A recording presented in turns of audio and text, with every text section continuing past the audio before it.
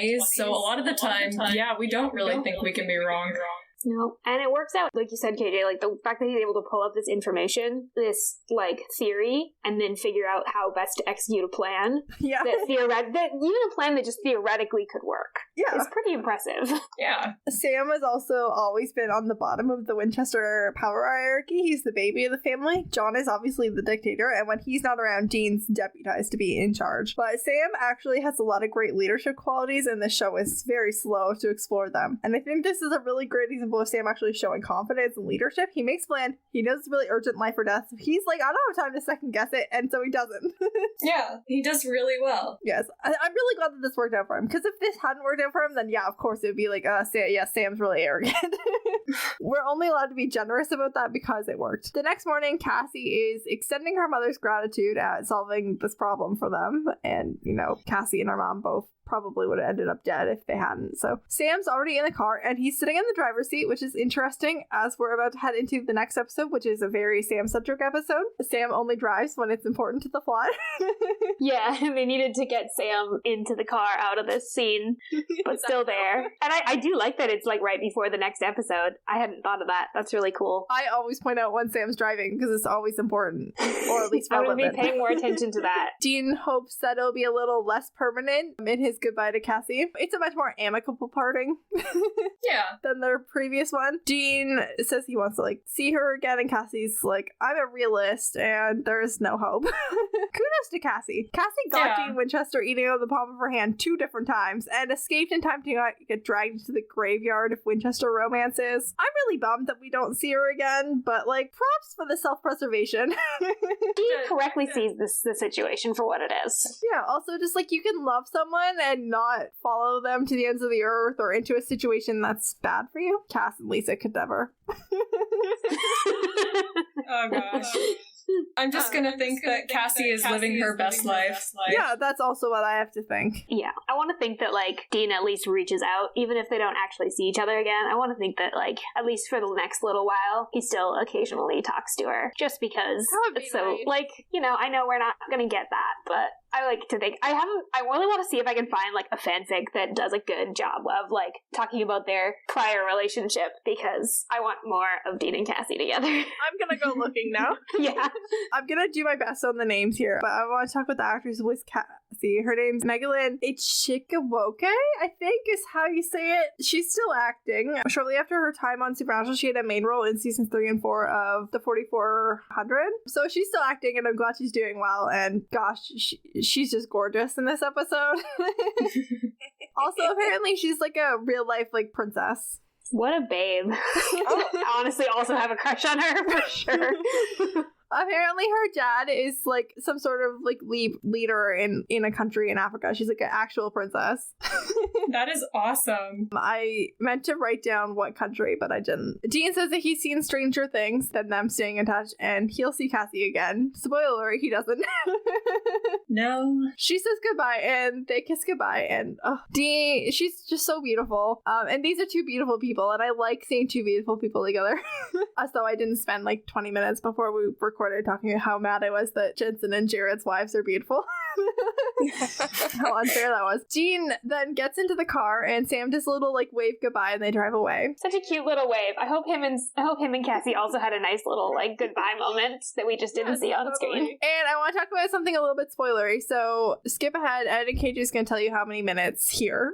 It's Ed and KJ here, and if you don't want to hear spoilers for anything, then just give it 3.5 minutes, or I guess if you hate Cassie and you don't want to hear places that we would like to see her again. And Abigail, you talked about how you and Rennie would have wanted Cassie back in a few places, in place of Lisa's character. Yes, and, like, this is no disrespect to Lisa, because I have a lot of affection for Lisa, but, like, we thought that if Cassie had been in those, like, the situation that Lisa had been in, if, like, her and Dean had had a kid, like, or, you know, a kid that they didn't know if it was Dean's or not, and Dean had found her again in season 3, like, that would have just had so much emotional resonance because they had this, like, such a strong emotional connection. And in a lot of ways, like, she is the first adult relationship he has, and she's the, like, in a lot of ways, she is a lot like Jess for Sam, of, like, she's a symbol of, like, a relationship he could have had, and, like, a normalcy that he could have had, and something that he wanted to last. And, like, if he had gotten the opportunity to do that, I think it would have been, I think, really heartbreaking, but also just, like, what happens in season 5 when after Sam jumps into the pit, and, like, he goes and lives with Lisa. Like, I think if it had been Cassie, like, that would have just, like, been, I think she would have been so good for him, and the fact that she knew and, like, had an understanding of the supernatural in this really specific way, I think would have been, and I just want her indeed to have had a kid. Yeah, it would have been really cool to see. Yeah. I mean, I fully believe that Ben is Dean's child as well. 100%. I just assume he is. I don't question it anymore. I have a few places that I would have preferred Cassie to be brought back as well. There's a few times that Pamela is not really brought back, but brought up or seen. And I think in particular in season 14, there's like a episode where Dean's got like this imaginary like other life. Oh, I love where you're going with this. Yes, where he's running a bar with Pamela. And I think I would have rather have had Cassie back for that. That would have been such a good way of bringing it around. Just because I never felt like Pamela belonged to Dean the same, like in like an emotional sense. Yeah, they weren't like emotionally very close. They were friends, and she flirted with both of them. For that, it would have been better. Yeah, like Pamela flirted with Dean, sure, and like they had chemistry, but she also flirted with Sam. Mm-hmm. And so I just felt like I kind of wanted Lisa back there, and then I remembered that Cassie existed. I was like, I would have loved to have like Cassie, like someone that Dean had an emotional connection with that was really deep. It would also make sense for like the something that's like locked really far away in the back of his mind that he hasn't really thought about, but that he also won't question. Yeah, like a secret desire that he can't talk about. Exactly. Yeah. Exactly. Meredith has no idea what we're talking about because she's only seen to season 12. Sorry, Meredith.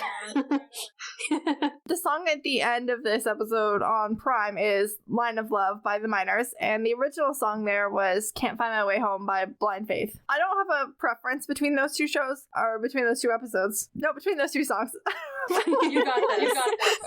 You got there. What I more care about is that Can't Find My Way Home by Blind Faith features in a really emotional scene in the season 9 finale. I kind of wish we hadn't had to switch that out. A lot of the songs in season 1 had to be switched out, and I understand that had to happen, but like a lot of these songs come back, and songs don't come back very often, so it's sad that like so many of these ones that did come back like had to be changed for streaming services. I appreciate that you have this part that you talk about every time, because it's not something that I like had really ever paid attention to, and now I go back and like listen to the songs that were supposed to be there and go, oh man, some of them are really noticeable. Yeah, I only own one of the box sets, and it's like season 5, so most of the time I'm just watching it on whatever's on streaming. Sam makes a point again in their like car ride to say that he likes Cassie, and he asked Dean if meeting someone like Cassie makes him think that it's not worth it to put everything on the back burner to do what they do, aka look for John and seek revenge for their mother. And Dean gives this kind of smile that says a lot but doesn't say anything, and then he puts on some sunglasses and tells Sam to wake him up when it's his turn to drive. He doesn't answer that question and the episode ends. It's interesting that Sam uses like that phrase, like putting our lives on hold. Yes. And usually Dean argues about that because it's like he's like, no, this is our lives, and he does it this time, which I found really telling. Yeah, you brought that up and I was gonna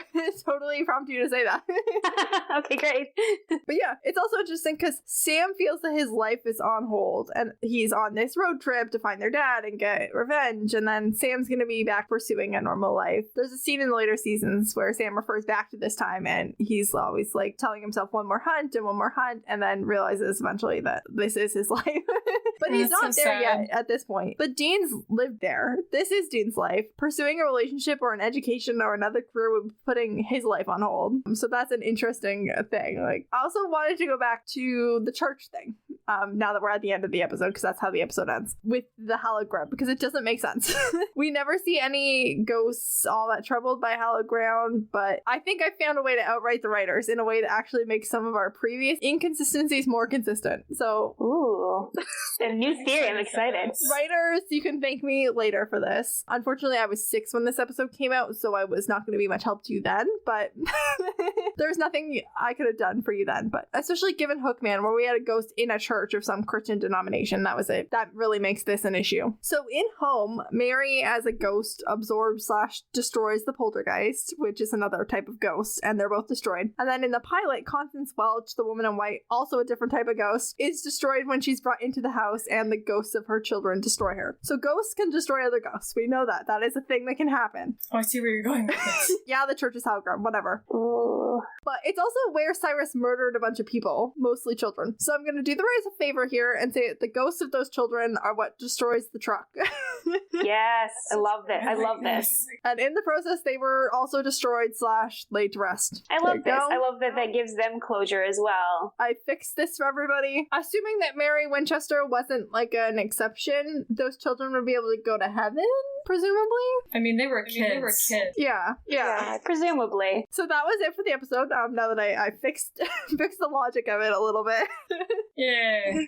We're going to do some of our weekly segments and panels, and we're going to start with total death count. So this week we saw 3 deaths, Martin, Jimmy, and Mayor Todd. That brings our on-screen total to 131. And the on- and off-screen total for this episode, we had those 3, plus the other friend of Martin that died, and Cyrus, an unknown number of black men that Cyrus killed, and the children's choir, and presumably some adults were supervising the children's choir. I'm just going to say 5 plus, because we can confirm 5, plus some others. A lot of others. And that brings the on and off screen total to 806 plus. So many Yay, for that's 13 great. episodes. We also tried to assign an MVP of the week, so let's see who everyone wants to nominate for this week's most valuable person. Meredith, would you like to start? I know this was a Dean-centric episode, but I'm gonna go with Sam because he had the thing about the hallowed ground. Yes, fair. Frances, how about you? Well, I know I have a not MVP was Cassie's mom for being so secretive. Yeah, they could have sped that along. But my MVP would have to be the black man that spoke with them at the docks who gave them the information about the killings in the 60s of other black men. Oh yeah, unnamed black I like man was that. very helpful. Yeah. Abigail, how about you? I'm gonna have to say Cassie. She is the one that like goes, there's something wrong about this, and calls 17, and she's the one that like will not rest until this is solved. That is fair. I mean, nominate her while she's here. Exactly. I said almost exactly what Meredith said. My notes literally said, this is a Dean-centric episode, but I'm giving this one to Sam. Mostly for his church plan, but dude was also matchmaking to the absolute max this week. Hell yeah. I appreciate that. This show has so few women, so let's put it to the Bechdel test. One of the few segments that Driver Picks the Pod and Supernatural Opinions both do. Yes. I'm literally pulling up my notes to be, what did we say when we got to this part? Because remember we had a discussion about it. Yeah, I also had a back and forth about this. So, did we have 2 named women in this episode? Kind of. We had Cassie and we had Cassie's mom. Cassie's mom doesn't have a first name though. Mm-hmm. But but I feel like we know enough about her to see. I feel comfortable being like she's named. A lot about her. Yeah. Yeah, and like she's the only reason we don't get a first name is because Cassie calls her mom and Dean calls her Dean calls her Mrs. Robinson to be respectful, which is adorable too because it's definitely what you would do with like your significant other's like parents. Yeah, when you meet someone's parent. So we're counting her. We have a lot of reasons to. Did they talk to one another? Cassie and her mom, they talked. They didn't really talk in this episode, just the 2 of them. No, they only talk like really briefly when she first meets Sam and Dean, like they talk very briefly. Yeah. Like just kind of a hello and like I'm counting. these are my friends from college. Was that conversation about something other than a man? I think no. Not really. It wasn't like a full conversation, really. Yeah. And then I think that Abigail, you guys said no. Yeah, we kind of went like, no. It's better than some episodes because we get meaningful time with both of them, but they don't really get meaningful time with each other, which is unfortunate because their history and their story is, like their family story is at the center of this episode, but they don't get any chance to talk to just each other about it. Yeah, and they're both good characters. Yeah. Mhm. This is a good episode of how we can have good female characters, but still not pass the Bechdel test. Yeah, I'm going to say this is a fail. We're going to concur on that. This week's case of the week was a ghost, specifically of the racist variety, who comes from a long history of slavery, colonization, and systemic racism in North America. I don't know if anyone had any research that they did on ghosts or anything. I did a little bit of research on haunted cars. You take us away with that. Okay. I'll be honest, haunted cars, or just cars in general, aren't really my thing, but I have a couple of anecdotes. Okay. A lot of people think that Archduke Franz Ferdinand's car is cursed, and if that name is familiar to our audience members, allow me to refresh your memory. Archduke Franz Ferdinand was the heir to the Austro-Hungarian Empire, and in 1914 he was assassinated by a Bosnian terrorist group, and his death started a chain of events that resulted in World War I, so yay. That's a valid reason to think a vehicle might be cursed, honestly. Starting a world war... You're gonna have even more once I'm done. His limo stalled while he was riding in it, and at that moment he was shot. Yeah, that's not great. That does not seem like just coincidence. That seems cursed-like. It gets better. The car had 15 owners